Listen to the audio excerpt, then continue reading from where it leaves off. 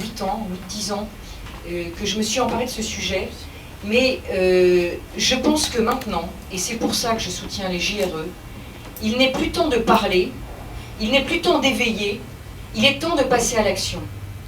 Et là où je suis extrêmement reconnaissante envers Farida, c'est qu'elle a eu ce courage-là, c'est celui d'oser au-delà des anathèmes, d'aller à contre-courant. Elle est musulmane, je suis catholique. Je le dis, je suis catholique et j'en suis fière.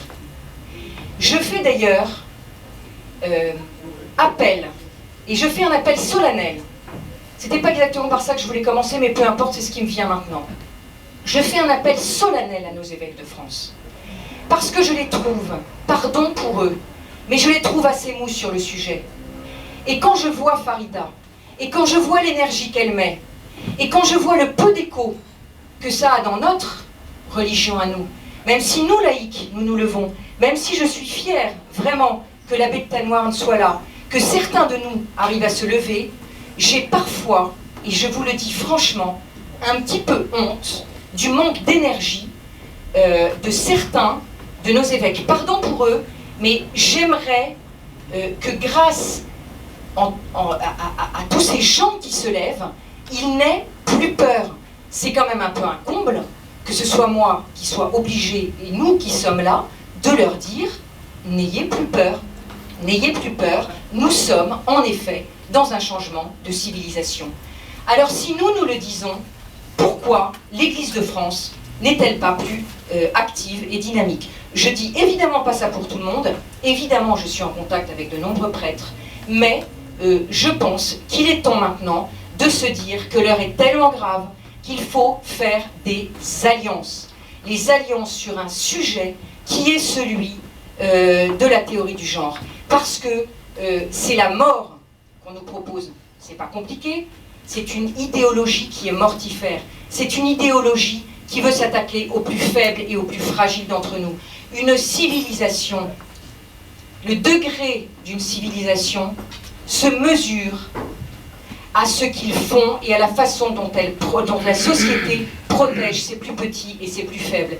Et lorsqu'une société n'est pas capable, n'est pas en état de protéger les plus petits d'entre eux, ce sont en particulier ces enfants, ces handicapés et toutes les personnes qui sont fragiles, eh bien une société qui n'est pas capable de ça, de prendre soin de ses plus fragiles, est une société qui devient barbare. Et j'affirme qu'en France, nous sommes dans une société qui, même au-delà de la dictature, devient une société barbare. Je pense qu'un certain nombre de personnes s'en sont aperçues. Je pense qu'il est maintenant temps de ne plus discuter, bien sûr de faire de la pédagogie, bien sûr de dire que sur d'autres sujets, les musulmans et les catholiques ne sont pas forcément d'accord. Mais sur ce sujet-là, il y a alliance et il y a convergence.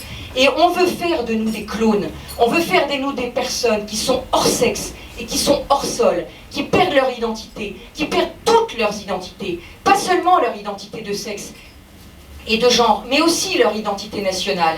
Et comme l'a dit très justement Madame Boutin, au niveau de l'ONU, au niveau de l'UNESCO, au niveau de l'OMS, l'Organisation mondiale de la santé, où on veut organiser la pédophilie, où on veut légaliser la pédophilie, parce que c'est de ça dont il s'agit en plus, c'est de légaliser la pédophilie, c'est d'apprendre à nos enfants la masturbation précoce. Mais quand un enfant, on lui apprend la masturbation précoce, qu'est-ce qui lui apprend la masturbation précoce? C'est bien un adulte.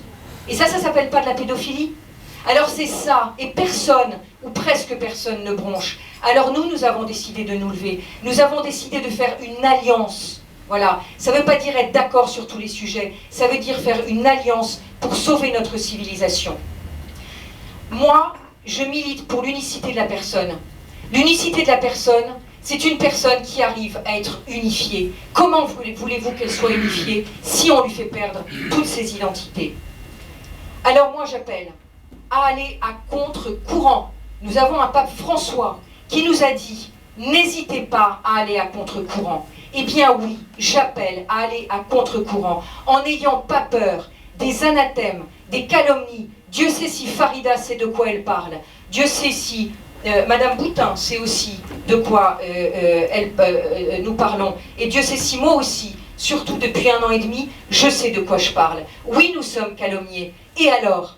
Et alors? Quelle importance d'être calomniés? Est-ce que sauver nos enfants, sauver une civilisation ne vaut pas des anathèmes et des calomnies? Et on ne peut pas en même temps plaire au gouvernement, en même temps plaire aux médias et en même temps être dans la recherche de la vérité. Eh bien moi j'ai décidé de ne pas plaire aux médias, de me ficher de mon image et d'être dans la recherche de cette vérité. Parce que je sais que c'est là que réside notre devoir et c'est là que nos enfants nous attendent.